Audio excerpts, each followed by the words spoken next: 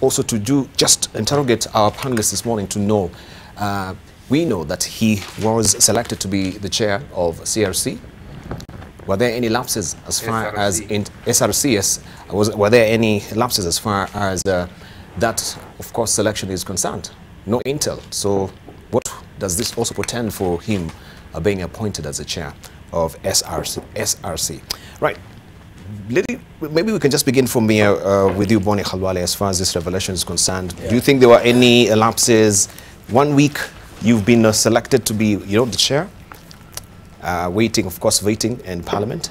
Another week now, you're spending the night in the slummers. Yes, I do appreciate the fact that probably Parliament would have lived up to it and returned a good report of vetting that would have stopped Chumo from eventually becoming the boss at the Salaries and Remuneration Commission. Yes. However, before names are taken to the president, yes, there is a National Intelligence Service. I thought so. It should give the office of the president a proper brief before the president then submits the name. So there was massive failure, or if there was no failure, the reports of National Intelligence Service must have been ignored. Because honestly, the loss of 400 million shillings because of that fiasco of procurement of the transformers, it is almost economic. It is almost like economic crime. Mm-hmm. It's a huge amount of money. But because Kenyans these days are stealing in terms of billions, so when you talk about 400 million, they don't budge as much.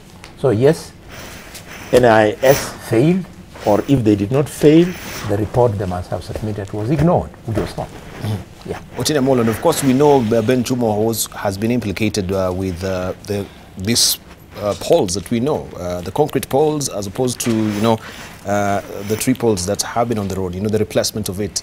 That this was solely his idea as well, and there's a lot of shoddiness and a crowd or a cloud of ominous cloud of uncertainty as far as these polls are concerned, and their contract as well. Maybe you can weigh in on that briefly? Let me weigh in from two perspectives. Yes. The question of Dr. Ben Chumo as an individual, and then the issue of arraignment of a coterie of persons from KPLC. I think the issue of Dr. Ben Chumo demonstrates a disconnect in governmental processes. It does not augur well for a country where in 1 week an individual is passed by a selection panel as the right person for the job as the chairperson of a very important commission, mm-hmm, the Salaries and Remuneration Commission, and before Parliament can vet that person, within the week, the person is then arrested and arraigned in court on corruption charges, because then it brings a conflict in the minds of persons. But what it reveals is a more fundamental issue, and I've spoken to this in this panel. When I was ombudsman, I gave an advisory opinion on it. The real problem is in the mode of selection of persons to hold independent offices, either as commissioners, commission chairs and commissioners, or independent office holders. We have transformed into a situation where the person that has been earmarked for that position is known even before the advertisement is made. Yes. And that is unfortunate. Mm-hmm. We have transformed into a situation where the selection panel is constituted purposefully to make sure that those persons get to that office. That's not the way it should be. In 2010, when we passed the new constitution, and the appointments that were made shortly thereafter, even up to 2011, 2012, even when I was appointed chair of the Commission on Administrative Justice, the process was such that there was an independent firm that was identified to do the advertisement and the shortlisted, without political influence. And then there was a multi-agency panel comprising of persons from the Prime Minister's office, the President, professional associations, who would then interview these people. And once they had settled on those who were appropriate, they would then send a list of names, duly ranked, to the parliamentary committee. And the parliamentary committee would in turn go through that process and then take it to Parliament, so that when it was getting to the President, it had gone through all these processes. And even when it got to the President, it would be clear that the person recommended for chair is this and was ranked like this, but the second best is this and this. But now it has been turned on its head. First of all, the process of selection of commissioners is principally has been placed at the hands of the Public Service Commission. The Public Service Commission is an independent commission like other commissions. You cannot be the one choosing who to serve elsewhere when that commission is also independent of you. That's number one. Number two, the process has been turned on its head in terms of selection of the selection panel. It is, you only see in the paper that now perhaps Otiende Molo is the chair of the selection panel. How I was appointed to that you do not know. And number three, instead of going through this process and then recommending to the President, it has been turned on its head so that it comes from the President down to Parliament. And when that happens, then it denies parliamentarians, especially those from the Jubilee regime, and they are the majority, the opportunity to question those people meaningfully, because it's almost viewed as if you are questioning your party leader. And it has resulted in Parliament abdicating its constitutional role of oversight in appointments. That is what must be changed. Now, having said that, I think that the arraignment of persons from KPLC was timely, because I think we all know that there are a lot of things that have been happening at that institution. The only fault I have, and this is a fault again I've said here and elsewhere, is the process of investigation and the process of arraignment in court should not be converted to be punishment in itself. In other words, if I know that you have done something wrong, the bar, and I have investigated it, I should not make it a humiliation process for you, because I know I have the evidence to have you convicted. I should not come and arrest you perhaps in church, or frog march you in front of your family, or deny you the opportunity for police bond or police bail just to punish you and look like I'm doing the work. Professionalism requires that investigations are proper but done with decorum.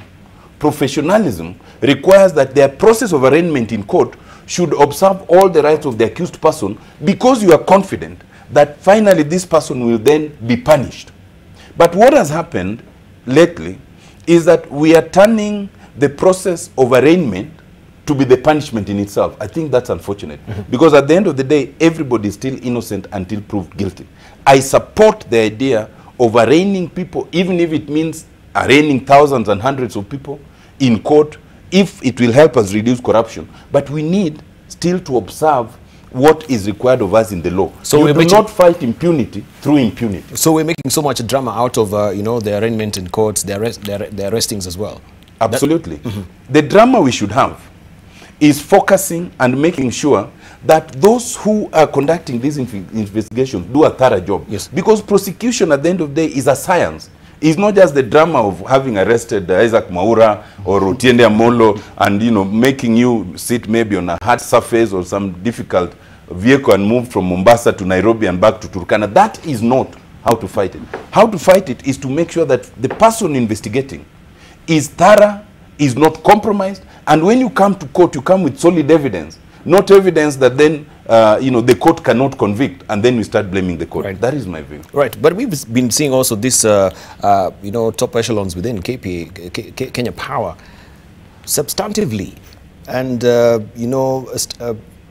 really denying that there's rot within Kenya Power as far as corruption is concerned. With the tokens and now with the transformers as well, they've been really combative and fighting the media that yes, there is no rot at all. We're trying to streamline our system. Yes, there were small culprits, small fishes within the farm who are actually embroiled in one or two malfeasance. But now we see even now the top management as well. So we've not, from my end, we're not really playing, a judge, jury, and a hangsman. But where there's smoke, there's fire.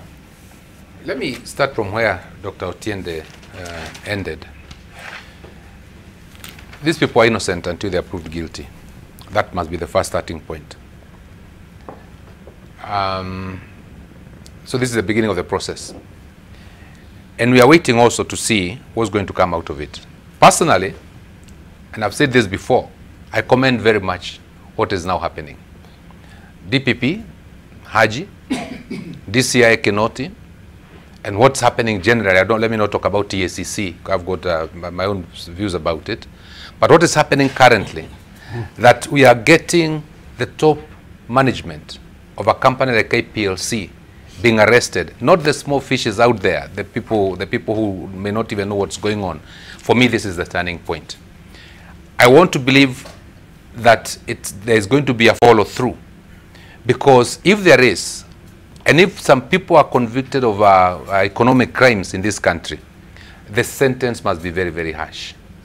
Because the suffering that we are going through in this country, because of corruption, our kids not going to proper schools, yeah, roads not being properly done, Nairobi being the dirtiest it has been since I came here to go to the university in the 70s. Something is very wrong and it must be arrested. And when I talk about corruption taking 30% of GDP, 30% of GDP, money going to people's pockets instead of going to serve the people, then you can now start to understand what corruption is, how many jobs is it stealing from our people, and how many deaths it is causing. That is why I've recommended in the past, and people thought I was joking, that corruption should be made into a capital offense, so that the sentence is so harsh that people will be shy getting into it. Now, talking about this vetting business, I appreciate that these people are innocent until they are proved guilty. Yes. But just for the sake of argument, and just for a moment, you pause and think about the chairman of SRC, the one who was recommended to be the chairman of SRC, yes, a very important commission. Assume that he went through Parliament and he was vetted and approved, because I cannot remember that Parliament has failed to vet and approve of anybody who has been taken there. Assume that he became the chairman of SRC. You see, assuming he was guilty of what he's being charged with now, and then he became the chairman of SRC, that would then have been swept under the carpet, because now he's become a very important person. Maybe he will not be charged. It can tell you how this can help to perpetuate corruption in our country. Because this vetting that we are doing, that is being done by mainly the National Assembly, should not be a charade. It should be something serious. I mean, they should research into these people. You know, this is done mainly in the National Assembly. Yes. The only vetting I remember that Senate was involved in when I was senator was that of the IG, the Inspector General, because the law talks about Parliament. It does not talk about National Assembly. Virtually for everything else, it's about National Assembly. But it's become like a joke, because they don't even research into these people. They don't.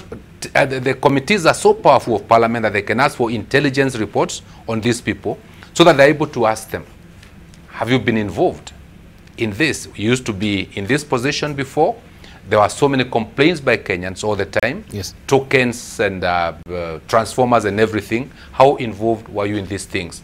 And how are you now changed that you're going to serve the people of this nation as the chairman of this particular commission? So it's become almost funny. But having said that, as I end, let me say this: arrest of suspects. Everybody should be afforded dignity. And you should not be arrested in a way that is embarrassing. And we saw last week when Governor Ojamong was arrested. You see, if handcuffs are used if you resist, or bail is refused if you are flight risk, or if you are able to interfere with witnesses. Yes. But if it's a question of if I take myself to Central Police Station because I know they are looking for me and they arrest me, what would be the point of handcuffing me? What would be the flight risk that I pose at that moment in time? So, but I'm not talking about governors. I'm not talking about chairmen of commissions. I'm talking about Boni Halwale. I'm talking about that person also in the village, because human dignity is founded in our constitution, and everybody deserves to be respected. Having said that, let me end by saying I commend very much what is happening, and I would like to ask the DPP, Haji, and Kinoti, the DCI, to continue this purge until Kenyans see some blood spilled, because Kenyans are tired of these stories happening and then we forget about them. We live still another 10, 20 years, nothing happens, we forget about them. Let us see that this is a serious business. Let us start clamping down on corruption, and every Kenyan should support it, regardless of their affiliations, politically or otherwise. Right, thank you. Let's hear from Kimani Mwatangi briefly on this. Thank you, Dibal. I think first let me begin by agreeing with some of the things that have been said by my colleagues, and especially on that part of congratulating the duo of the DPP and the DCI. I happen to have met the DCI sometimes about 3 months ago, and I must say here on record that I think he is a man, from what I heard and saw of him, who is capable, and if he continues that way, of changing a lot of things in this country. I think he's a serious man in that position, and we need more of him. And then the new entrant, the DPP, I believe the work he's doing is what this country has waited for a long time. And Dibal, remember how frustrating it has been, and I can't count myself the number of times we have had this debate here with Boni Halwale, you know, and others, especially those who have been on this panel for so long. And sometimes we would be so frustrated talking about EACC, talking about not Ringera, the bishop when he got the job, and even his predecessors, and how especially the court process was. And I entirely agree, especially with the two lawyers, on that question of dignity. But two things must be said also. Remember, Dibal, there was a time we had made a mockery of that judicial process. And you find that if somebody is not only guilty, but it can also be seen, and I agree with them lawfully that we are all innocent until proven so. But remember, people would even go and post anticipatory bail when they have you send your lawyer when you're in London, they go and file that upon arriving, Boni Halwale, although he may have been rumored to have taken this money or whatever, will find himself coming, and a bail was posted 2 weeks before.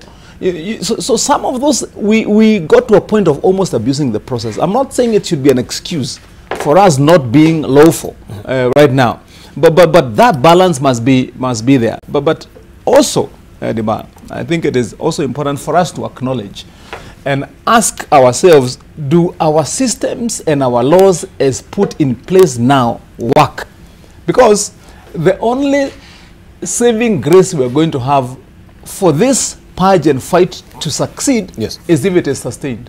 Because you remember, we have had similar times when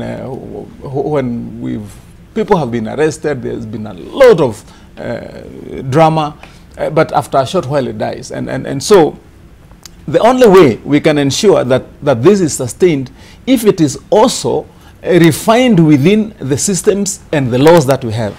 And if you look at, for example, if you just take a simple case in point, like this KPLC case, you know, these gentlemen are being accused that they procured substandard or faulty transformers for Kenya Power at those kind of costs. And you would begin by asking yourself, first, even before those transformers find their way to be mounted on poles in our country, where was Kenya Bureau of Standards? That's the first question to be asking yourself. Does it work? Two, ask yourself, how many institutions and bodies do we have right now in our country that are supposed to vet the process of procurement? So many.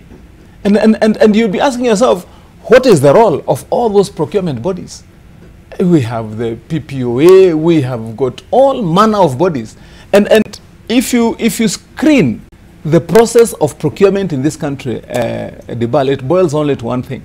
You coming and seeing me in advance, and then after that, getting the newspaper cutting, filling documents, taking them in there, go have a few nice words and exchanges with the procurement officer, agree with a few clerks and the paying person, and say this is what rebate will amount to, and you have the job.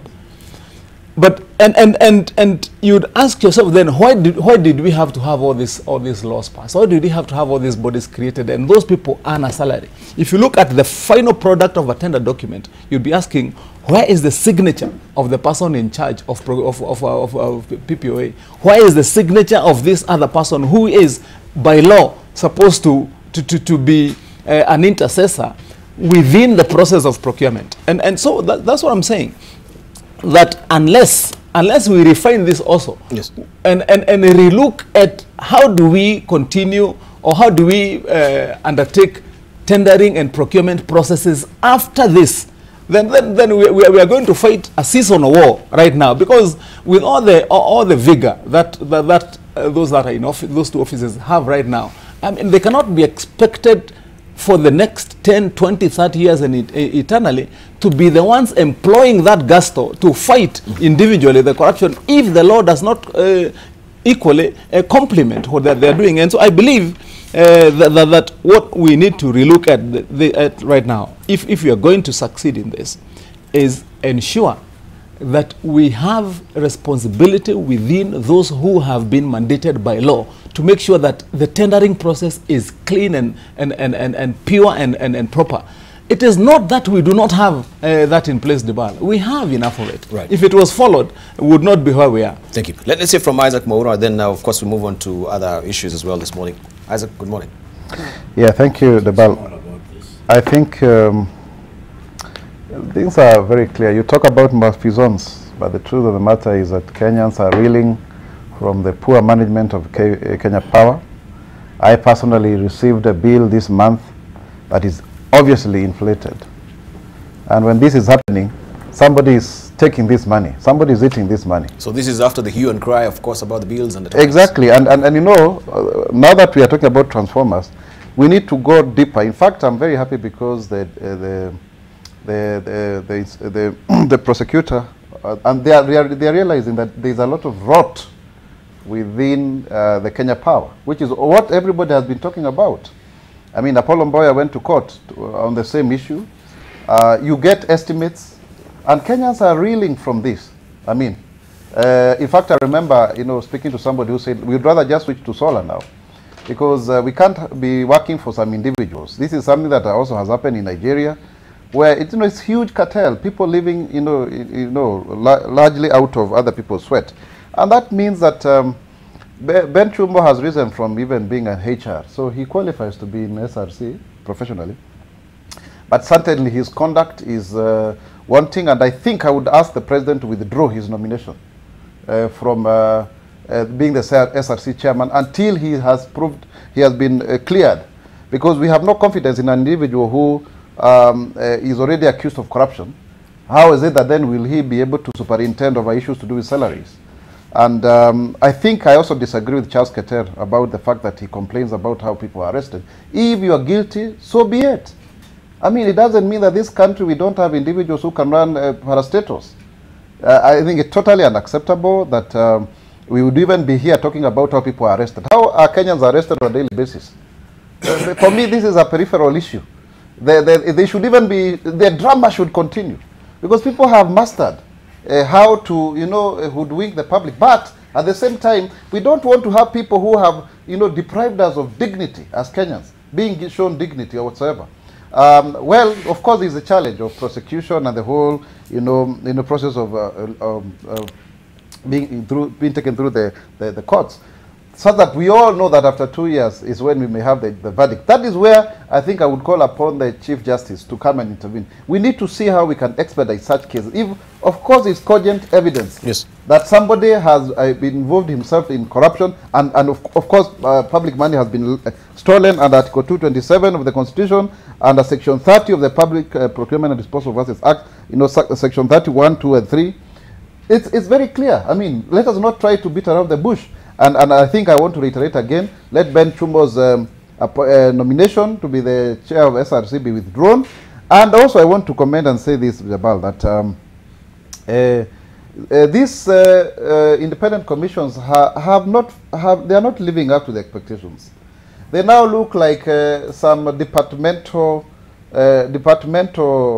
some departments of ministries. In fact, when I looked at the executive order, number 1 of 2018, some of them had been put as appendages to ministries. That shows how they have lost, they have lost their teeth to bite. When we were crafting the Constitution, we thought that the independent officers and constitutional commissions would become the Chapter 15. They will become kind of the fourth arm, so that you can look at the parliament, you can look at the judiciary and the executive, because who oversights who. But we have seen a situation where even a chair of a commission, Swazuri, He is allegedly being accused of corruption. You see, so by the end of the day, we've lost it. And I think I want to agree with Dr. Omolo here, Otiende Omolo, that it is also the process in which we actually get people into these offices. So now we see SRC and other commissions, they have become, you know, avenues for retirees of us who are politicians, really, and you see more of them being populated that way. So the problem with even boards, parastatals, you see, now people do not go to serve. They go either to get some soft landing. So certainly Chumo is getting a soft landing here, you know, after serving Kenya Power. Others, you go into parastatals because you have lost a political seat. There's nothing wrong with it, but it actually encourages the leakages and seepages because you are going to recover. And a sick person will definitely recover with public resources. Right, thank you. Well, maybe we can also turn our focus on the issue of safety, because there is a disregard, and this is what you are alluding to, what corruption can actually do to a country. If you're buying substandard transformers, and you have it in the villages, we've seen what has been happening before also with the same institution where we have substandard transformers, we have blackouts every now and then they have their own subcontractors to come and repair, you know, the transformers. This is a racketeering that has been happening around Kenya Power, and we know this has been also on the forefront as well, and the media has been fixated on this over the years. Could we talk about this, that we have people in this country, even with the sugar contraband that we do know right now, who have a total disregard about the public health safety issue?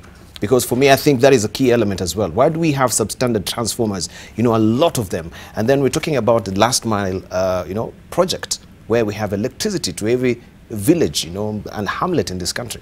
Very briefly, before we come to you, Matangi. Briefly. Yes, I think we have embraced the culture of impunity to such an extent that somebody coming into an office, when he reads what became of their predecessors, they realize those people exercise impunity and they got away with it. Let's take, for example, the case of Chumo. Chumo's predecessor, Samuel Kishuru, should be in jail today for the theft that he caused when he was in the same position. I believe his case is still active somewhere in Canaan Islands and so on and so forth. So this impunity that we have embraced is a real problem. Why we're doing this. Talking about the effects, you are talking about the effect, and don't forget that even also, as we have those outages, property in form of electronic things, televisions, fridges, and so on, are damaged because of those outages. And when the power is restored, nobody bothers about what other damage it caused. So it is terrible. All right, briefly on this, unless you have any other sentiments on this, we can move on to other let me say this. Yes. You see, this issue of impunity is very pervading, and something needs to be done about it. And it starts early. Now this is a season of banning schools by students, right? Now, some Form 3 kids ban a whole school, a dormitory. They don't know who built it, when, at what cost, and why. But they go and buy petrol and they burn down a school, right? What happens? The parents are called, they defend their children, they contribute 10,000 shillings each, the school is rebuilt. Nothing else happens. So the younger brother of the one who burned the school will then come to the school in due course. Yeah. He will know nothing happened to his brother when they burned the school. So they'll burn it again, and the cycle continues. And then you say these are children. When Kinoti, the DCI, says they should be charged as adults and they should go to their records, and then people come and throw children's rights at us. I mean, even in America today, because I follow some things, if you commit murder and you are, say, 14 or 15 or 16, you're not an adult yet, the prosecutor moves the court to have you charged and treated like an adult in your trial. Because it is important that they should know that it's not business as usual to burn down a school and then create that impunity. I don't know whether you have asked yourself why people burn or lynch a suspect. He commits rape, he's taken to the police station, nothing happens. He steals, the same fellow, nothing happens. When the third time happens, the people just surround him and lynch him. Yeah? Burn him to ashes. Because they have lost faith in a system. And this is how a nation can become a failed state.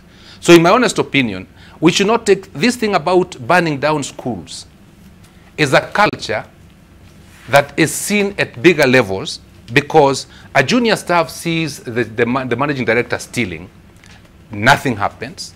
When he rises, the only reason that junior officer wants to rise in that organization is that when they get to the helm, they can also steal, because nothing happened to the person who predeceased them.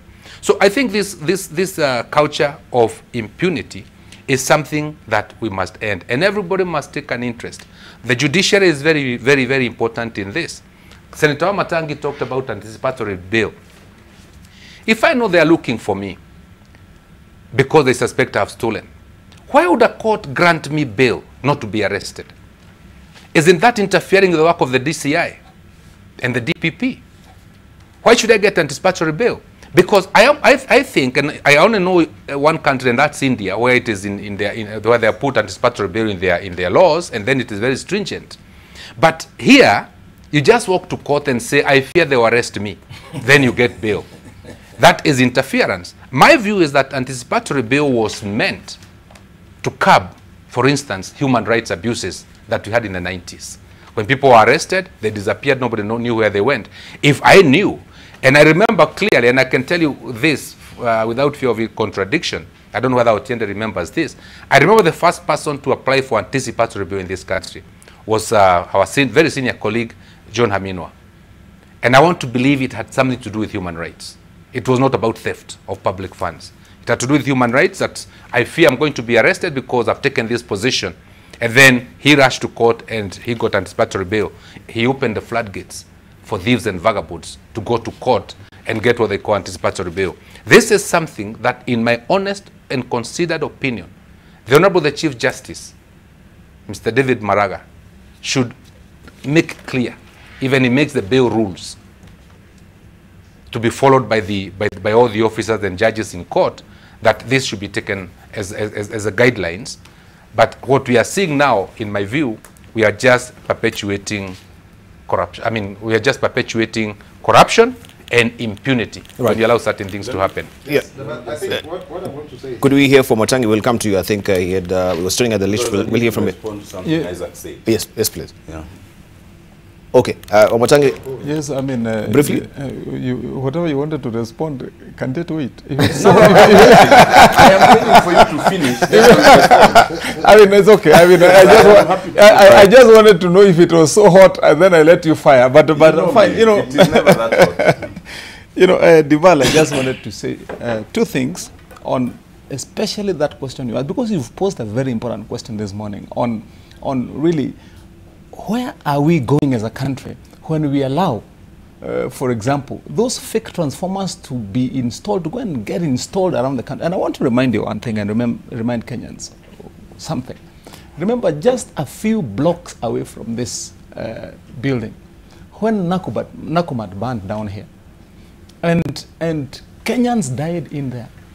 And you know, the explanation that was offered to Kenyans was that that whole mess and disaster was because of faulty electricity, either from a transformer or whatever. Remember, there was a time when a factory burned down recently in industrial area, killing Kenyans. Remember, there was a time here on Moi Avenue when a whole building here went up in fire because of faulty electricity. This has happened even in Gikomba. Ask yourself, I mean, what are we saying? And you know, it is common sense. You don't need to be an electrical engineer to know that if somebody comes here and fixes a faulty transformer, that the next thing that what they have done indeed, Dibal, is to put the lives of everybody in this building at risk. And that is how serious it is. You know, people could just read a story about that faulty transformers were imported and installed, and a lot of money was paid.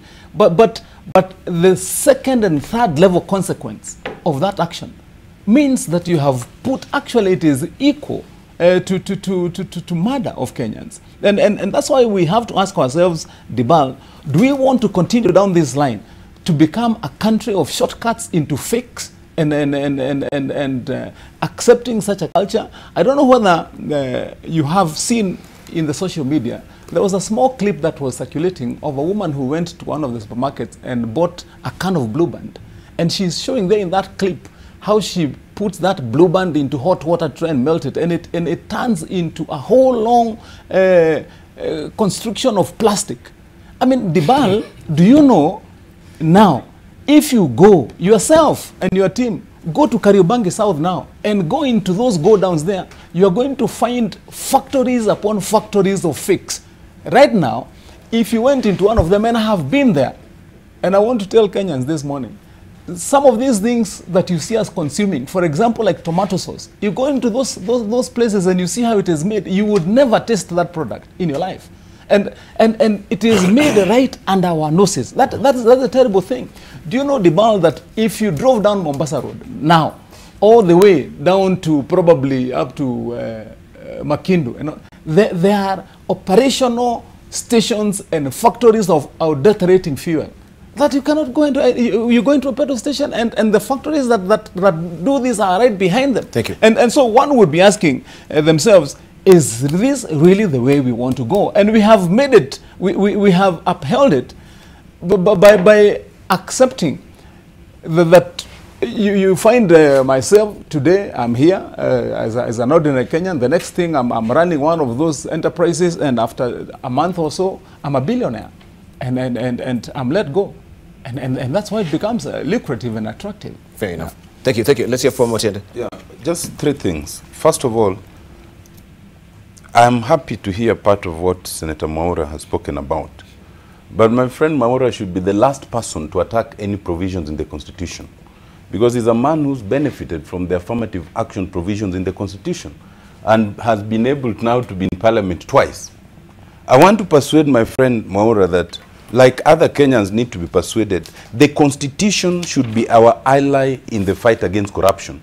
It should not be viewed as an impediment, because it has the institutional structures to actually make sure that anybody who practices corruption will be tried as by law provided, but will be jailed and meted out with such severe sentences, but will not be able to come and claim that this or that happened to me.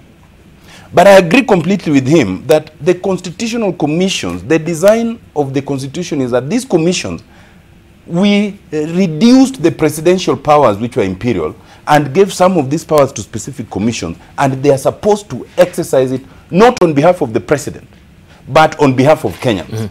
Because Article 49 makes the commissions the primary protector of the sovereignty of Kenyans. And therefore, when the commissions are appointed, the appointment should be based on competence, it should be independent, they should be effective, and they should do their work. I'm happy that Senator Mwaura has come on this, because a few years ago, he was attacking me when I was the ombudsman. And the primary basis of attack is that I was issuing reports that were indicting the president, and it appeared that I was attacking the president. The work of the commissions is not to be the ally of the executive or the ally of parliament. It is to do on behalf of Kenyans what they need to do. And like that, for now, there is no provision for the president withdrawing the name. Therefore, it is for us, and I agree with Senator Kembi Gitura, it is for us in parliament then to take over and determine, in terms of Dr. Ben Chumo, is his appointment appropriate or not. I want to say that as we are doing this, as we allow DPP, as we allow DCI, we must also ask a question. Where is EACC in all this? We just passed a budget. We gave EACC 2.9 billion Kenya shillings, just about 3 billion. Are we saying that we are giving this money to an institution we know cannot and is not doing its work, and we do nothing about it? Are we saying that is money down the drain? The fight against corruption should be institutional and structured, and not just based on any individual. That if that individual were to be removed from the scene, that then it would not work. I want to say, secondly, that I am a firm believer that we must fight impunity, but within the Constitution. including what Senator Kembi Gitura was talking about, the question of anticipatory bail. Anticipatory bail is actually covered in our Constitution, Article 49(1)(h). But the idea is not 49(1)(h). The idea is not to protect people from prosecution.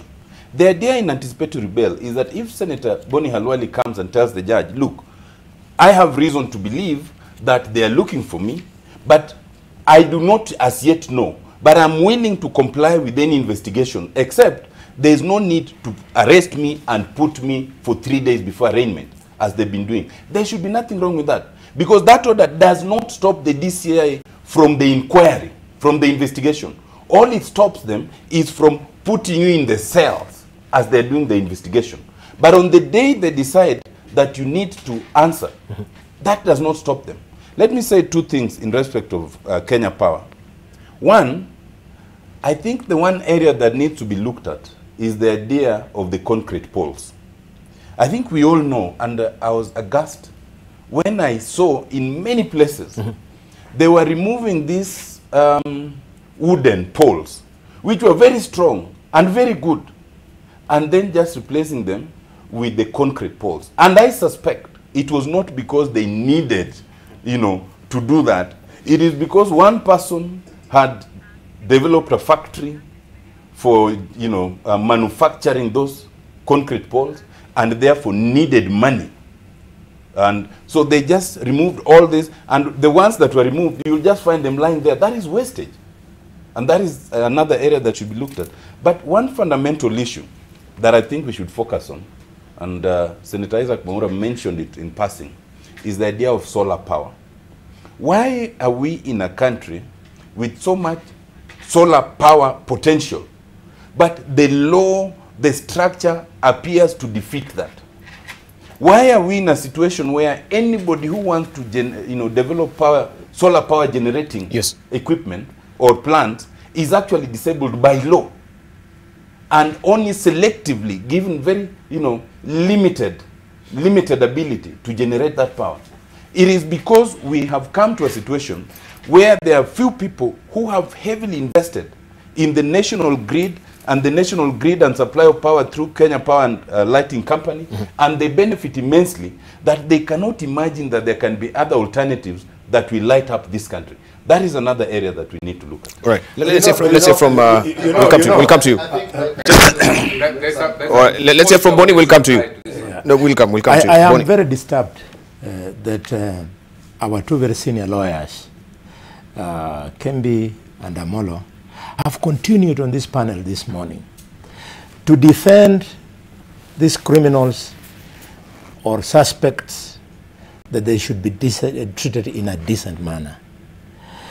Are you not telling us that the criminal judicial system is actually frustrating the war against corruption? Tell me, what's wrong? If it is right for a chicken thief to be handcuffed, what is wrong with handcuffing a guy who stole 200 million from public coffers? Number two, this issue of, you called it the science of prosecution, and I have no reason to doubt you. We want prosecution to actually be based strictly on evidence.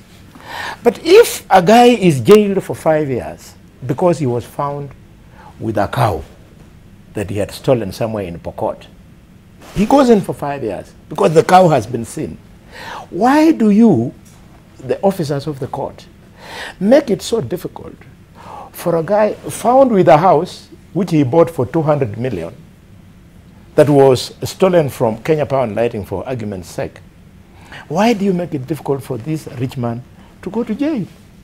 Selective application of the law so that you frustrate the fight against corruption. I beg to disagree with you. I think I need to either Senator Halwali was not listening. He was not listening. Can I conclude? I want to conclude. I had 2 points. The second point is my brother has raised the issue of what can we do now that Chumo's name has already been presented to Parliament. And he's saying that we are helpless, we must wait until... No. That's not what I'm saying. Can I finish, then you'll respond? Yes. That we are helpless, we have to wait for parliamentarians to make a decision to save us. No, I want to disagree. This name found its way in Parliament by virtue of a motion that was moved by the leader of the majority. There's nothing that can stop the leader of the majority to come and rise in his place and ask the Speaker that he's rescinding the notice of motion which he had given. And this is standard parliamentary practice. We don't have to make it look very complicated. If he is not right, let's encourage Duale to recall the motion. All right. We need to bring this show to a close. There are two issues I was trying to raise. Can I I'm sorry. I'm sorry to butt in, Senator. Can we just listen to Isaac? Will come to you to respond as we are preparing our closing remarks briefly. Who now? Isaac. Yes. Okay. Very briefly. Yeah, I think the issue is that it's very clear from what we are discussing here that first and foremost, we are just moving away from what the Bible itself says. In Ecclesiastes 8:11, when the sentence of a crime is not quickly carried out, people's hearts are filled with schemes to do wrong. It's that simple. It's very simple. Because now, you know very well, look at NYS 1. That was the motivation for NYS 2. Right now, as we speak here, Dr. Otiende Amolo is suggesting, as if I'm here illegally, we are all here courtesy of we are here all courtesy of the Constitution. I don't think there's anybody who created their own position. True. Just to inform you that it's because of being great that you can get that chance twice. But going forward, let me say this. That if you look at our corruption, it's embedded in our budget-making process. People actually budget to steal. How do you explain, for example, that Dongo Kundu, a road that is only 11 kilometers, is being constructed at a cost of 10 billion? Sure. Where on earth? Since when did the road cost 1 billion? How on earth can you explain that 50 kilometers of thicker road cost us 33 billion? That means 1 kilometer cost over 660 million. It means that people actually do not come into public office to serve. And that is the point of departure, the bar. Because, you know, those who want to, you know, ensure that there is public good and things work well are now caricatured as failures. In fact, the motivation is always that you steal, are you a fool? You are not taking it as others are taking it. So eventually, those who are not able to prosecute the thieves is because they also see their own reflection. Thank you. They see their own reflection in those thieves themselves. Because Thank you. even themselves in those offices, let me just explain, are also waiting to steal. And we have also seen a situation where those who are in the prosecution process, the idea, even in Parliament, to ask questions is to get something out of it. Thank you. Yeah. Let's leave it at that and hear from Kemi Kitura. Also, this act as your closing remarks. And yes. I want to Very briefly, sir. I want to disabuse the statement made by Senator Halwale. I did not. I said this. I was the one who said this. That is a thief is a thief. A chicken thief must get dignity of arrest because the Constitution talks about it. The thief at Kenya Power and Lighting for 1 billion shillings must also get dignity of arrest. If you run away from justice, justice catches up with you and you're handcuffed. That's the point I was trying to make. So Halwale, I think it's important you understand these things. The other thing I would like to say is that in closing, in corruption charges, there must be timelines. The same way there are timelines for election petitions, and you see almost all of them have been determined now, is because the law gives timelines. And the courts must get timelines on where to deal with corruption. We cannot have a situation where we are still dealing with Anglo-leasing and good and bad. Thank you. And then the last thing I want to say, briefly, and this sir, is important, Article 49(1)H does not give anticipatory bail. That's the point I wanted to make to Dr. Otiende Amolo. All right, thank you. Because it does not talk about anticipatory bail. It assumes you have been arrested and you are pending being charged, and therefore you get bail. Let's leave it at that, because I know if you open up, that will be another a point of discussion that we don't want to go on right now. But briefly, 30 seconds, Dr. Otiende, 30 seconds. 30 seconds. First of all, I'll not debate with my with my brother on this, but this is a matter that has non-judicial pronouncement, and I could give you the authorities that relate that to anticipatory bail. So I'll be happy to provide that. Secondly, Sir Thomas More said that I will give the devil the benefit of the law for my own benefit. We must give those who are accused of corruption the benefit of the law. Because if we don't, we will come a time when Dr. Boni Halwali will be arrested when he's not guilty of corruption. And when he's not given the benefit of the law, he will go to jail for not having done anything at all. Thank you. If we knew that the person arrested is guilty, then why do we need the court? Let's take them to jail straight. Thank you. Dr. Karale, 30 seconds? Closing remark? Yes, closing, 30 seconds. Mine is that over the weekend I came from Mumias, and members of the public asked me to ask members of parliament to go to parliament and refuse that the assets of Mumias Sugar Company should be auctioned because of non-payment of taxes. They are saying, members of parliament, and you are here, 3 of you, that you must make sure that the former managers, who are the ones who embezzled those funds, it is their assets that should be frozen. Auctioned. Thank you. Or auctioned. Like, Kimani?